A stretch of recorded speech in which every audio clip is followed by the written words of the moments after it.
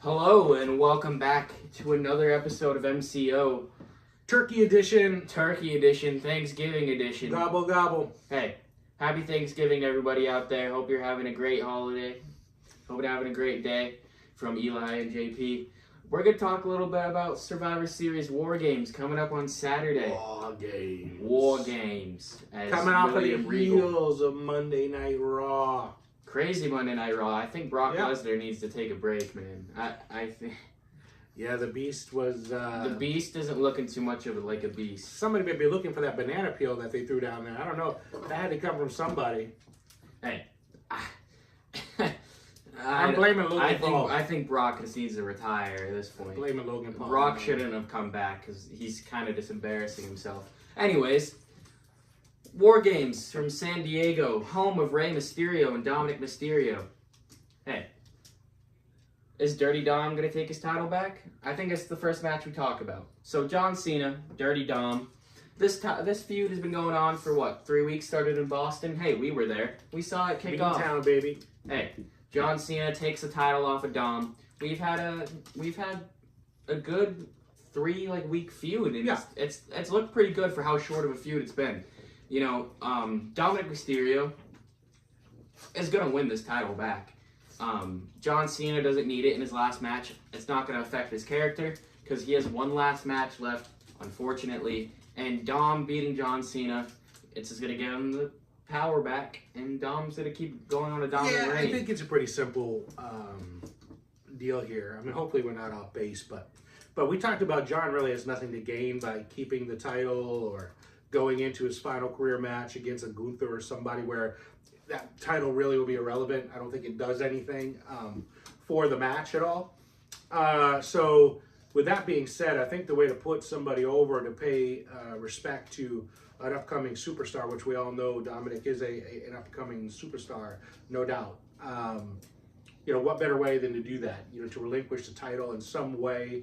Like I said, you know, we talked a little bit about maybe John plays it over where he knows he can win the match. He might even won the match, but he decided to, you know, to kind of, you know, pay it forward and give it to Dom. So I could see that being part of the deal, especially when he was on, you know, when he was congratulated for winning the title. You know, Ray was out there, and you know, and you could see the respect John had for Dominic, right? Mm-hmm. So yeah, I see this going back to Dominic, 2 belts, the greatest luchador of all time, and yeah, Dom, bring it home, man. I agree. Dirty Dom taking this title back. It's MCO's prediction. All right.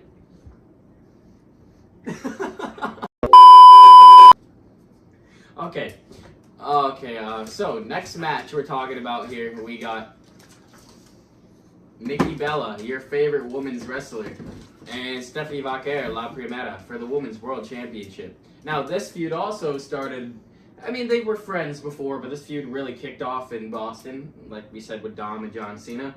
Nikki Bella turns heel on Stephanie Vaquer and starts a big feud going into War Games. Said Nikki Bella was never a friend. Okay, let's put it that way. She had this planned out from day one. She knew what she was doing. She saw a new champion with not a lot of friends and a lot of people around, and she took advantage of it. And she used it to try to make herself prominent again, and to give her, you know, obviously good for her. I mean, she achieved that.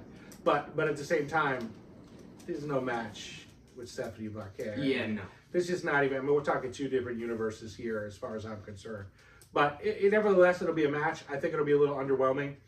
I do think you're going to see the Devil's Kiss come out in a very mean way. And Nikki's going to lose badly. But that's just my opinion on it. And I can't wait to see it go down.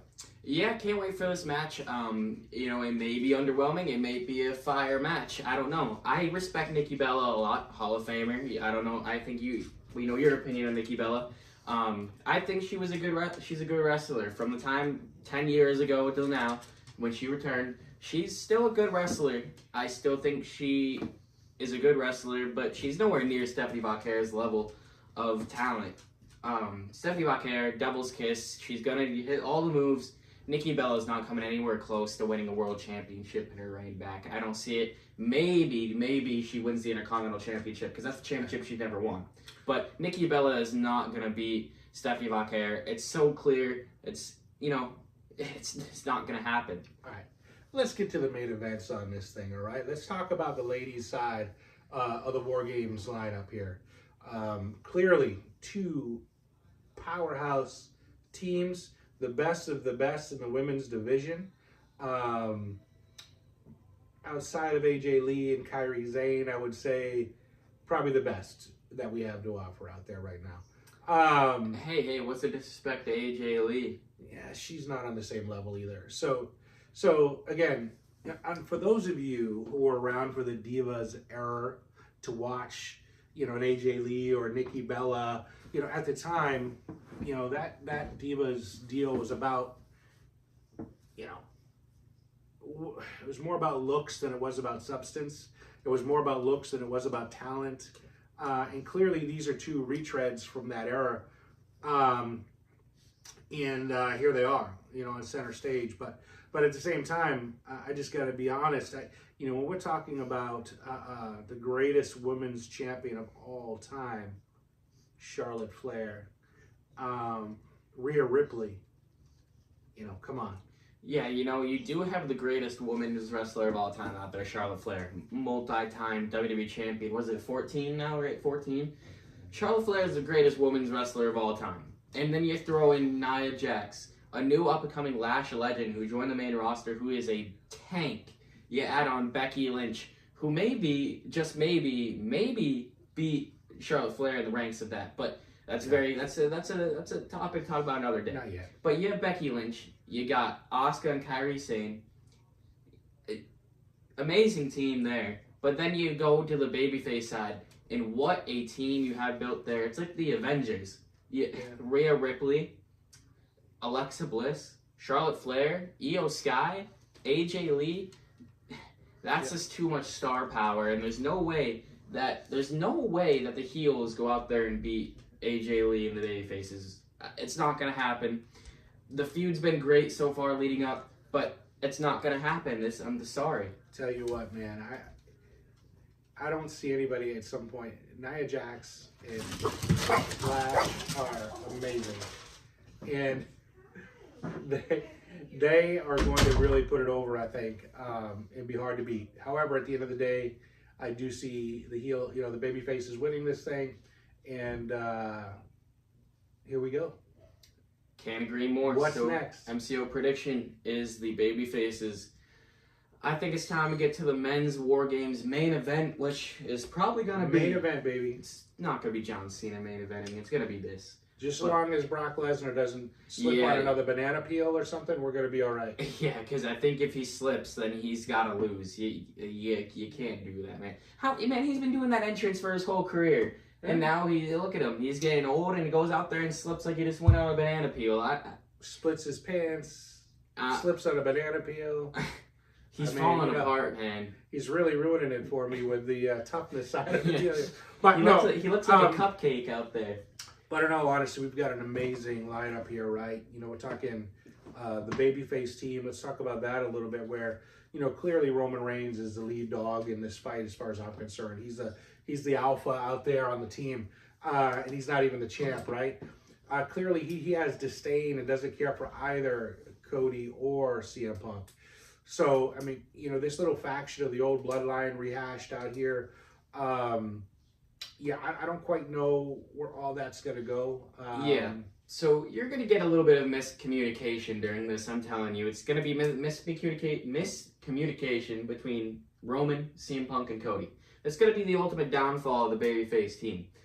My prediction is that the heels are going to win this. You're not going to make Brock Lesnar, Drew McIntyre, Braun Breaker, Bronson Reed, and Logan Paul lose. Might be the best War Games team ever built. And the heels have the advantage now. They do have the advantage. They're going to have the numbers advantage going into this thing. Hey, and you have the mastermind of Paul Heyman behind it all. So they're not gonna lose. No, I don't think so. I don't see it happening. But on Monday Night Raw, Roman Reigns did say, he shot back and said, if we're talking about the truth, that that title will look better on his shoulder. Now, what title was he talking about?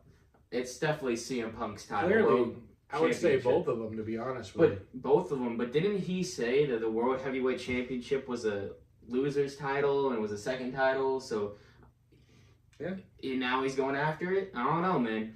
But I think there's going to be a lot of miscommunication during this match, and it's going to ultimately cause the babyfaces to lose. And we're going to, at WrestleMania, we're building up to it. We're going to get a Roman versus Roman versus Punk main event.